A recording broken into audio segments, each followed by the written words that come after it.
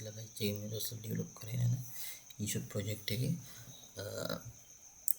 23 වෙනි ටාස්ක් එක තමයි මේ ස්ටාර්ට් කරන්නේ. අපිට දීලා තිබ්බේ සෙල්ලර්ගේ ඉන්ෆෝමේෂන්ස් ගැන ඒකේ එක්ස්ප්ලেইন කරන්න කියලා තමයි දීලා තිබ්බේ. රයිට් අපි යන් එනවා කෝඩ් එකට බලමු. සෙල්ලර්ගේ ඉන්ෆෝමේෂන් කියන්නේ මෙන්න මේ ඔක්කොම කියන්නේ iPhone 17 Pro Max එකයි. ඒ කියන්නේ එයාගේ සෙල්ලර්ගේ ඩීටේල්ස් ටික කොහොමද මෙතනින් ගන්න පුළුවන්. එයාගේ ප්‍රයිස් එකේ ප්‍රොඩක්ට් එකේ වොරන්ටි කොහොමද, පොලිසි එක කොහොමද, ස්ටොක් එක කොහොමද වෙන්නේ, නේම් එක, සෝල්ඩ් අයිටම්ස් කොච්චරක් තියෙනවද, ඉතින් ක්වොන්ටිටි කොච්චරක් තියෙනවද කියලා. තව මෙතන ෆීඩ්බැක්ස් කොහොමද, ඒ විදිහට අපිට පුළුවන් මේකේ මෙතන බ්‍රෑන්ඩ් එකද ඩිස්ක්‍රිප්ෂන් එක සියලුම දේවල් මෙතන බලන්න. අපි යන් එන්නේ ඒකේ කෝඩ් එකේ කෝඩ් සයිඩ් එකට නම් පොඩ්ඩක් ඒක එක්ස්ප්ලেইন කරන්න. මුලින්ම ප්‍රධාන වශයෙන් මෙතන කරන්න තියෙන්නේ අපි ඩේටාබේස් එකත් එක්ක මෙතන සර්ච් එකක් හදාගත්ත. අපි මුලින්ම අපේ ප්‍රොඩක්ට් එකට දාලා zero details ටික include වෙලා ඒකෙදි අපි මුලින්ම කරේ ඩේටාබේස් එකේ ටේබල් එක හදාගත්තා. අපි මෙතන ෆීඩ්බැක් එක. මේ ෆීඩ්බැක් කියන්නේ කස්ටමර්ගේ එක ඩීටේල්ස් වලට අයිති එක පාර්ට් එක තමයි ෆීඩ්බැක් කියලා කියන්නේ. රයිට්. ඊට පස්සේ මේ සිංගල් ප්‍රොඩක්ට් view එකට දාලා කොටස තමයි වැදගත්. මේකෙදි කස්ටමර්ගේ අපි දැන් ලොග් වෙන එකන නැත්නම් සෙලර්ගේ ඩීටේල්ස් ගත්තා. මේ සෙලර් බයි කරන නැත්නම් සෙලර් සෙල් කරන ප්‍රොඩක්ට් එකේ නේම් එක පෙන්වනවා. ඒකල ඒකේ ප්‍රයිස් එක පෙන්වනවා. ඒකේ ඩිස්කවුන්ට් එක කොච්චරද කියලා පෙන්වනවා. සෙලර්ගේ නේම් එක පෙන්වනවා. තව මේ විදිහට ෆීඩ්බැක්ස් හැමදේම මෙතන මේ විදිහට ඩිස්ප්ලේ කරනවා. රයිට්. ඊට පස්සේ මෙතන ටයිම් එක වැටෙනවා. ඒක ෆික්ස් කරපු ටයිම් එක ඔක්කොම වැටෙනවා. ඩිස්ප්ලේ කරන ඊට පස්සේ බ්‍රෑන්ඩ් එකද මොඩල් එකද සියලුම දේවල් මෙතන වෙනවා. ඒක අපි අර ඇඩ් ප්‍රොඩක්ට් ඇඩ් කරගෙන මෙතන පෙන්නන ඩිස්ක්‍රිප්ෂන් එක මෙතන ඩිස්ප්ලේ වෙනවා. ඒ විදිහටම සෙල්ලර්ගේ ඩීටේල්ස් ටික පෙන්නන්නේ. රයිට්. මේකෙදි අපි කෝඩ් එක පැත්තට ආවම අපිට අර ප්‍රොඩක්ට් එක ඇඩ් කරලාදී ප්‍රොඩක්ට් එක දාලා ඉමේජ් එකේ රිසල්ට් එක ගන්න විදිය මෙතන තියෙනවා. ඩේටාබේස් එකේ සර්ච් එකක් කරන ප්‍රොඩක්ට් ඉමේජ් ප්‍රොඩක්ට් ID එක යටතේ තමයි ඔක වෙන්නේ. රයිට්. ඊට පස්සේ මම if else එකක් යටතේ if එක කන්ඩිෂන් එකට ඩොලර් සයින් නම්බර් එක ඉක්වල් කරගන්න 0 වලට. රයිට්. ඊට පස්සේ for loop එකක් දාලා වෙනවා.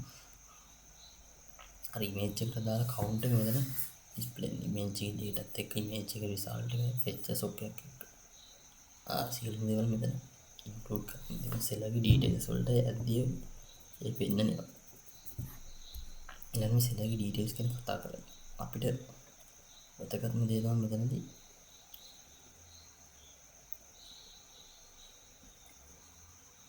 පෙන්නන මෙතන මේ PHP echo tag කරා සෙලර්ගේ prices new price එකයි new price එකයි මෙතන difference discount එකට දාලා දෙනවා. ඔක්කොම මෙතන apply වෙනවා. අපි අර අතන include කරන price එකට සාපේක්ෂව මෙතන හැදෙනවා. ඊට පස්සේ මෙන්න තියෙනවා සෙල්ලර්ගේ data වලට අදාළ සෙල්ලර්ගේ data එකට අපි අපේ database එකේ තියෙන මෙන්න මේ f name කියන එක මෙතන use කරගෙන තියෙනවා. right. ඊට පස්සේ ඒක තමයි මෙතනදී මෙන්න මේ PHP එකේ කෝඩ් කරපු එක තමයි අපි මෙතන display වෙන්නේ. ඊට පස්සේ sold items එක පෙන්නනවා. right. ඊට පස්සේ අපේ ප්‍රොඩක්ට් එකේ data වලට දාලා quantity එක දුන්නා. අපි අර ප්‍රොඩක්ට් ඇඩ් කරද්දී මෙතන මම එක quantity එක ඇඩ් කරේ මේක එකක් කියලා පෙන්නනවා. right. ඊට පස්සේ මම quantity එකේ description එක දීලා දෙනවා. pay එකට දාලා කොටස තියෙනවා. right. ඊට පස්සේ add to cart එකට දාලා කොටසක් තියෙනවා. ඊට පස්සේ ඊළඟ කොටසට ගියාම අපේ සෙලර්ගේ details බලා ගන්නවා. අනිත් එක තමයි මෙන්න මේ product details සහ feedbacks කියන කොටසටදී මෙන්න PHP එකේ ඔයගොල්ලෝ දෙන product data වල product data එකේ තියෙන brand name එක. right. අපේ brand name එක මෙතන මෙන්න මේ brand name එක මෙතනදී මේ B name කියලා අපි අල්ලගත්ත එක මෙතන label එක display සහ model name එක මේ විදිහට M name වලින් අපි use කරලා දානවා. ඊළඟට අපි description එකක් මේ විදිහට මෙතන use කරගෙන තියෙනවා. මම මේක පොඩ්ඩක් ප්‍රැක්ටිකලි කරලා පෙන්නන්න. මෙන්න මේ add product වලට දාලා කොටසට ගිහින් ඒක මම වෙනම මෙතනදී කරලා පෙන්නන්න. දැන් බලමු මම මෙතන product එකක් add කරනවා මෙතන. අලුතෙන් මේ mobile කියලා දෙනවා. Samsung හරි මොකක් හරි මම මේක දෙන්න කරලා පෙන්නනවා මෙතන. මෙන්න මම title එකක් add කරනවා.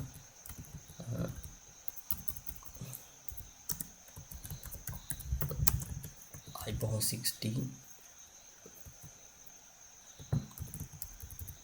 product කියලා නිකන් add කරනවා. color එක select කරනවා black කියලා. මෙන්න quantity එකක් දෙනවා මෙතන දෙකක්. and new condition එක PLC එකක් කියලා දෙනවා. 1CI so we'll have the අපි and high එතන IC එකක් කියලා දෙන්න මම මෙතන description එකට හායි කියලා දෙන්න. මම නිකන් images ටිකක් අප්ලෝඩ් කරන්න මෙතන නිකන්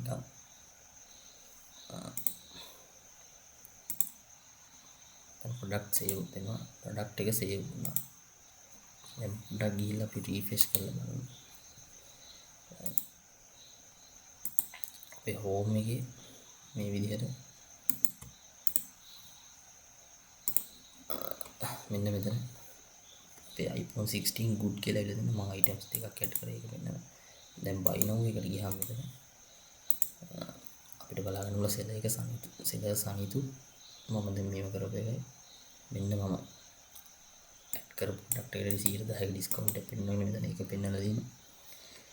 මෙන්න title එක පෙන්වනවා. එතන අපි add කරපු ටික මම practical කරලා පෙන්වනවා ඊට පස්සේ iPhone 16 Pro කියලා model එක පෙන්වනවා. brand එක පෙන්වනවා Samsung කියලා. මම නිකන් දැන් මේක hi කියලා අපි description එක feedback එක add කරලා නැහැ. මම ඒක database එකේ පෙන්වන feedback එක දාලා තියෙන විදිහ. දැන් ඊළඟ මෙතන feedback එක නිකන් දාලා පෙන්නනවා. මම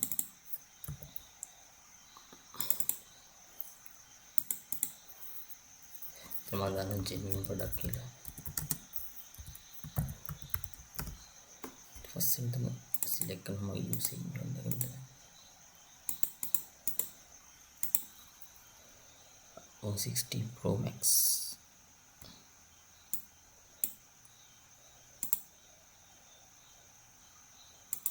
මේක මම select කරා. දැන් මෙතන ඕන refresh කරලා බලමු. right මෙන්න මෙතන මේ විදිහට add වුණා අපේ result එක අදාළ data ටික.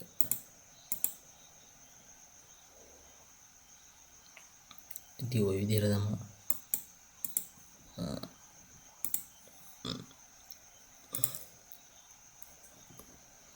මගේ ඔය product වලට අදාළ කොටස තමයි මේ විදිහට මම explain කරේ.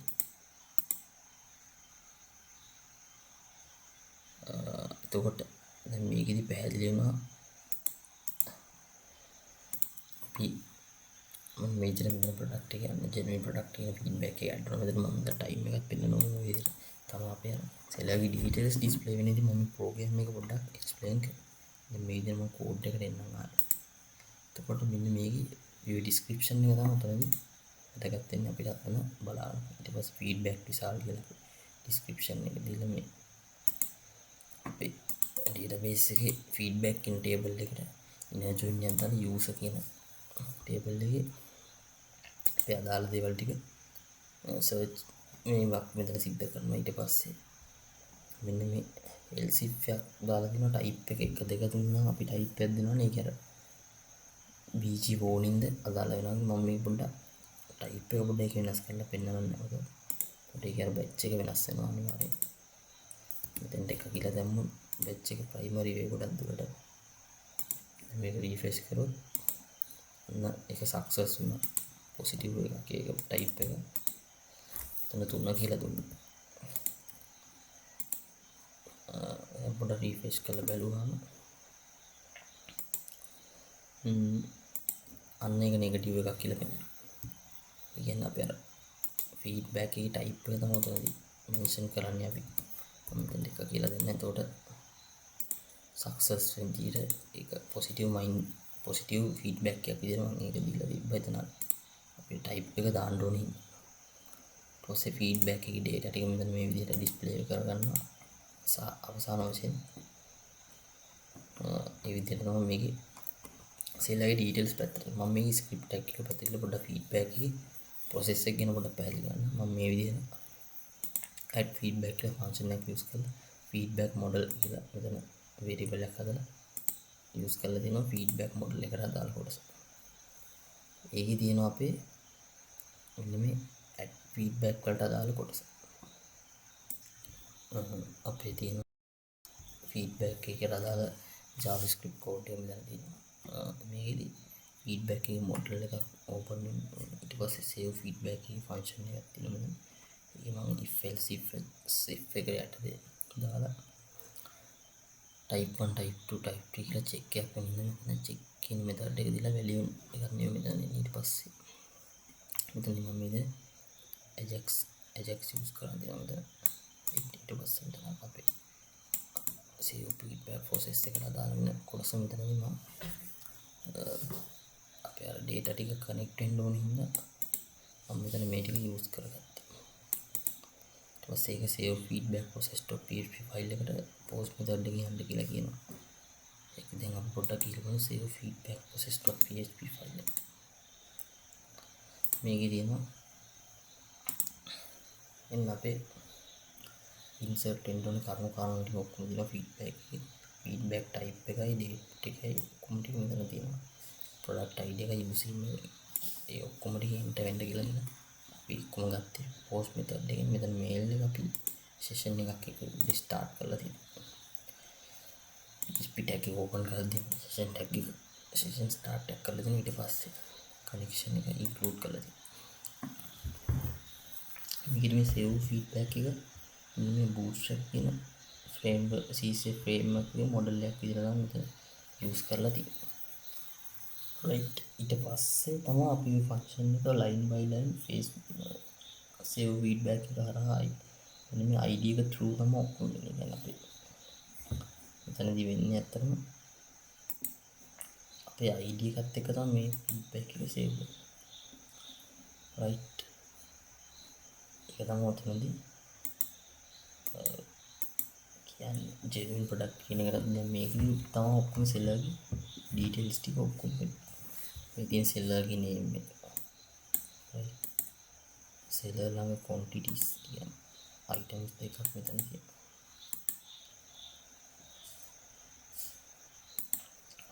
buy කරලා මෙතන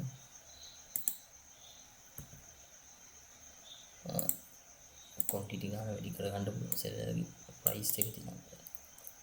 මෙතන තියෙනවා seller ගේ product එකට දාලා description එක. කියන්නේ ඔබ iPhone 16 එකේ අදාළ කොටස තමයි පෙන්නන්නේ.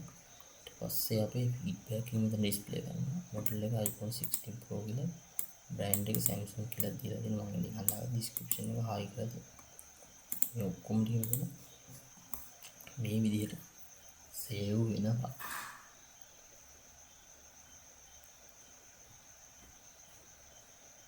right එතකොට අද මම හිතන්නේ මේ කරපු දේ පැහැදිලිද කියලා මම කරේ. seller ගේ information වලට අදාළ part එක මම මෙතන explain කරේ. feedback product details සෙල්ලර්ගේ නේම් එක, සෙල්ලර්ගේ ප්‍රයිසස් ඔක්කොම ටික තමයි මම මෙතන එක්ස්ප්ලেইন කරේ. ඊට පස්සේ ඩේටාබේස් එකට යන විදිහ මම ඔක්කොම කරලා පෙන්නනවා මෙතන. මම හිතනවා මම මේ කරපු දේ පැහැදිලි නැති කියලා මම මේක අපේ ඉෂු ප්‍රොජෙක්ට් එකට දාලා 23 වෙනි ටාස්ක් එක තමයි මම විදිහට එන්ඩ් කරන්නේ. එහෙනම් අපි ඊළඟ වීඩියෝ එකේ මම